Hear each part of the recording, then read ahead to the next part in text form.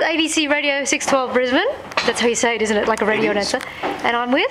Phil Smith. Folks, I'm with Lynette Chang, who left this country some years ago just to have a look around the world on her bicycle. And since then, she's been pretty much hell west and crooked.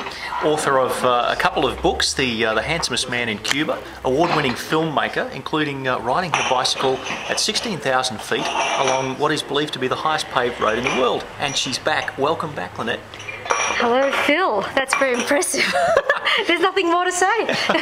Well, this morning we're having a bit of a yak about what's the cut-off point when people say, I no longer want to run my motor car, I just think the price of fuel is outrageous. You have pedalled in some of the big cities of the world. How does Brisbane compare as a place that's cycle-friendly? Well, it's got some great paths, but I have to say it was pretty hairy coming from Fortitude Valley over here in peak hour.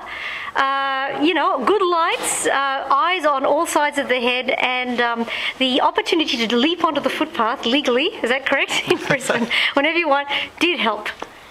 In the time that you've been riding around, what's been your sense of the way in which people are commuting? And is there a change? Are we getting out of cars, or are we just welded into them? Well, actually, people are getting out of cars, surprisingly, because we're seeing more and more bicycles on the road. It amazes me the number of office blocks that actually have bicycle secure parking and places to lock up. Not all of them are advanced in that they'll let you come inside, and I did an experiment in New York last year where I got 11 Bike Friday customers, Bike Friday's company I work for, to make an appointment with me, and I arrived with the bicycle, incognito, nicely dressed like a hedge fund manageress, and I attempted to go into the building. And it was actually quite a successful experiment. 9 out of the 11 buildings let me in. Only 2 had the attitude of no bicycles here, no bicycles allowed. People do not ride bicycles to the office, etc., etc. It doesn't matter if it's the same size as a pram. The point is, it's a bicycle. That's right. Do you find that on public transport around the world as well, that there's still an attitude that says we can't really combine things like cycling, walking, trains, get it all together and make it work? I think the thing is, because I ride a folding bicycle, it makes life a whole lot easier. It'd be good to contrast this with someone with a regular, what we call a big wheel bike. But I find that because I can fold it and cover it, and it looks like a stroller or a French horn, or whatever it is, you can just wriggle on there and it's not a hassle, you know? So I actually haven't had a big problem. Most of the time, though, I'm actually riding it rather than getting on transport with it.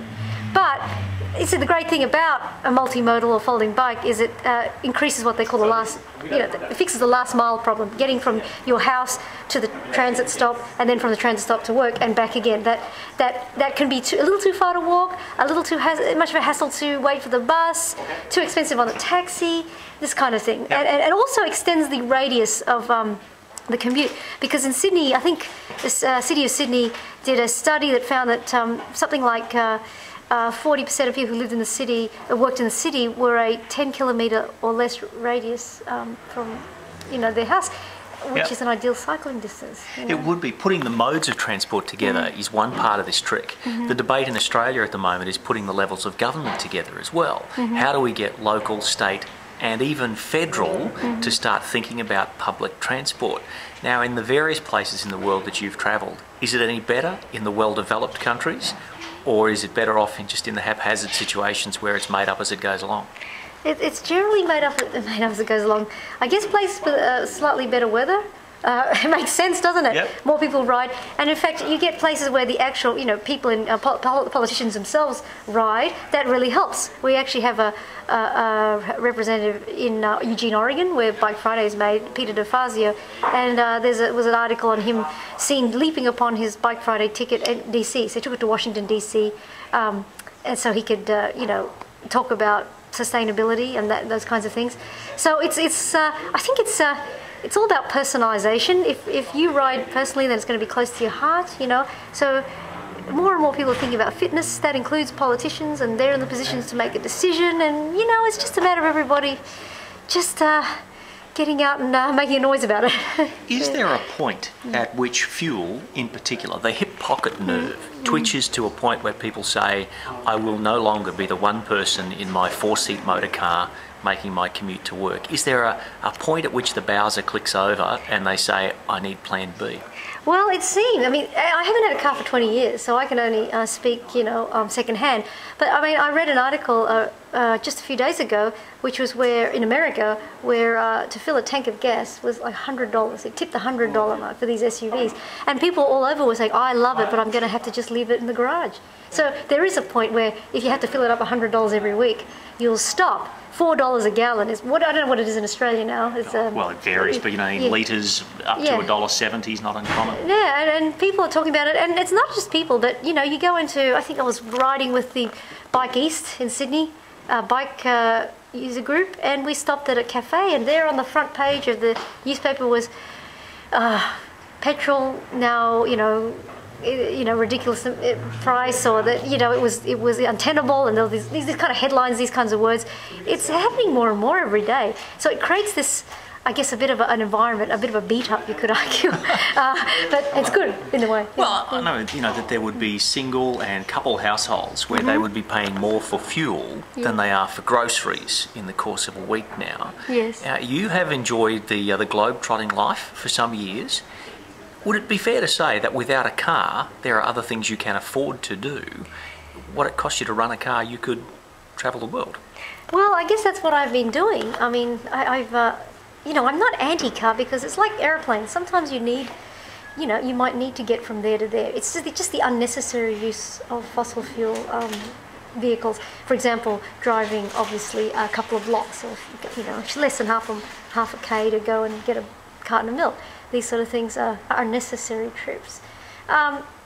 So I haven't had it hasn't been a big problem for me. I could always get a ride with somebody. So I would never say I'm anti-car because obviously I'd be a hypocrite if I got, when I travelled in Cuba, I was able to jump on a truck going past, follow my boat. I even hitched a ride on a 20-foot sailboat, which was a nightmare, worst trip of my life. But still, I was able to say yes and literally use someone else's transport, but not duplicate it. Yeah. And that's a low carbon footprint life, I think. It's like carpooling, Yeah. I'm speaking with Lynette Chang, who's visiting back in Australia for a little while after some years of travelling around the world. Lynette, your last filmmaking success, an award at the Boston Film Festival, I believe. Any more filmmaking or book writing projects for you? I'm flattered that you call me a filmmaker. I would hesitate to put that in my name. I call myself a handlebar videographer. And what that is I have, if people could see this here, it's just a digital camera that I'm actually holding in front of Phil. An ordinary garden variety digital camera, in this case a Canon PowerShot SD850IS, which is just a, $300 or $400 camera. And I take video with this camera. And because every camera now has a little video mode. And I string together full-length movies with this camera because it's in the spirit of minimalist use of materials, getting everything you can out of all you got. So that's the way I make movies, and I'm just sharing daily life. We'll have some details on the blog site. galfromdownunder.com is the website. That's the website. And that's where you will meet and find Lynette Chang wherever she might be around the world. Great to talk to you again. Thank you, Phil. Burn carbs, not hydrocarbs.